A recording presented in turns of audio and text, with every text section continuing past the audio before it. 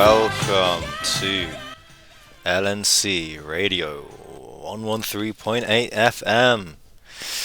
We had a few calls during the break. A lot of people said Bryan Cranston for Gordon Freeman. Yeah, that's okay, great. That's fucking lazy, and Bryan Cranston's must be in his fucking 90s by now. So, I don't know if it's going to be Bryan Cranston. I agree. I used to think the same. Saw clips of him, and he definitely had the Gordon Freeman aesthetic going for him for a while. But yeah, no. Actually, the most interesting suggestion I heard was a man by the name of Omid Abtahi. Now, for those unfamiliar with Omid, you might have seen him in The Mandalorian as the scientist, or in The Boys as the scientist,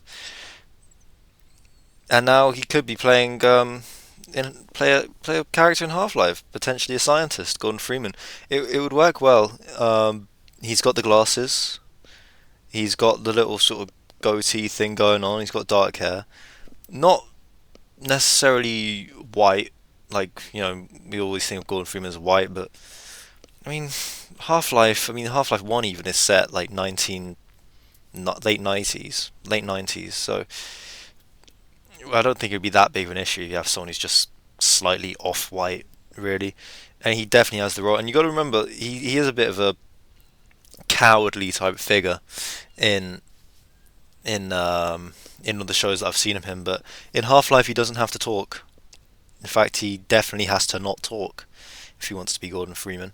So I really like that. Anyone who doesn't know him, I'd suggest looking him up and seeing. And yeah, you could wait up for a TV show if it's not good enough. I think it's good. I think this is the perfect casting.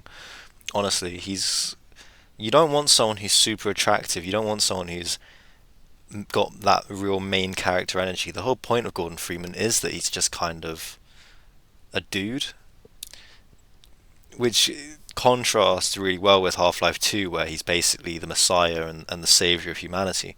But what you really want is someone who kind of just is a normal person. You don't want A-list, you want Z-list, ideally. Omid Abtahi, he's recognizable, I would say, nowadays. I've seen him in two things. I think I've only seen him in two things. Both of them he plays a scientist, so that works. And yeah, he's not the most masculine guy. He's not the best looking guy.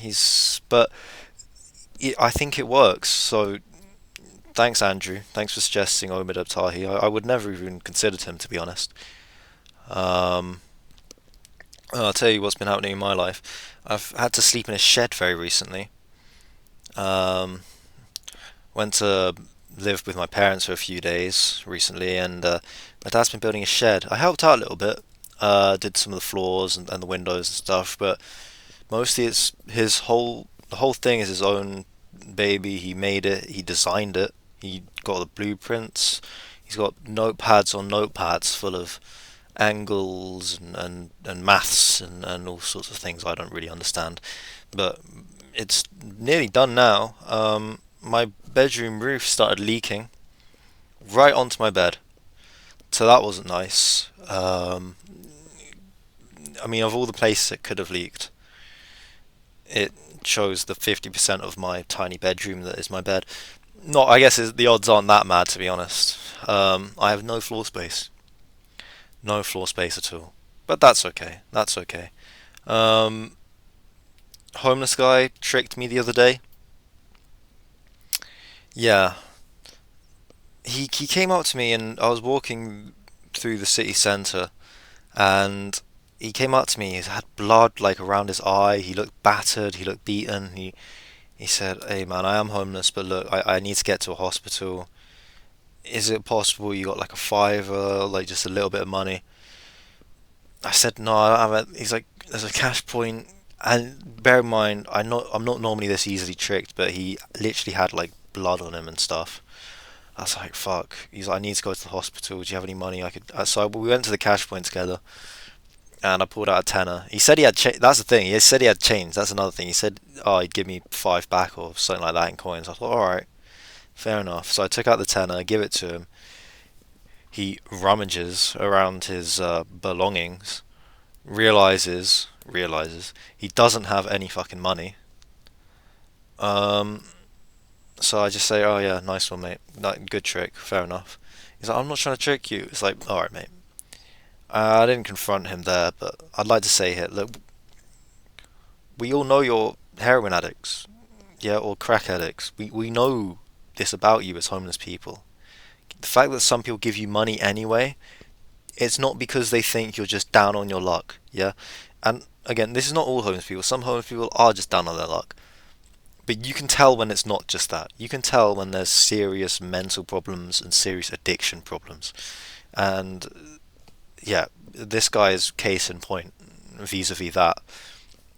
He he almost wanted to like seem like he was guilting me into not saying that, like or wanting me to believe that he was a good guy. I know. Look, listen.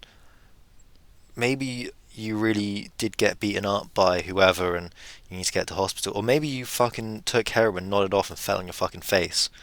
You know what I mean? Which is probably more likely, in my opinion. I doubt it was just. Actually, now that I think, I think he said someone hit him with a van. Um, but there's no way of me verifying that. And the thing is, as I was just saying, people give the money anyway, not because they think they are just down on their luck, but because people are good people and they're hoping that some of that money at least goes to feeding you, so you don't literally die in the street. They're not tricked, they're not fooled, they don't think that you're a good guy who just lost his house.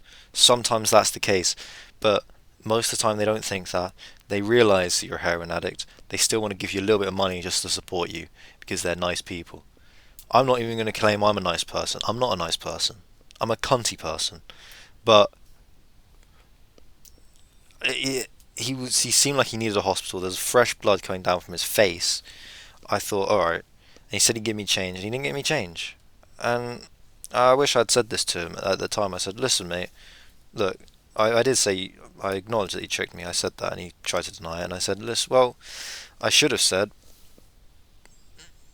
I know you're a fucking heroin addict, but yeah, that it, you, yeah, it's I don't like I don't like heroin addicts. Controversial opinions on LNC Radio 113.8. What do we have next?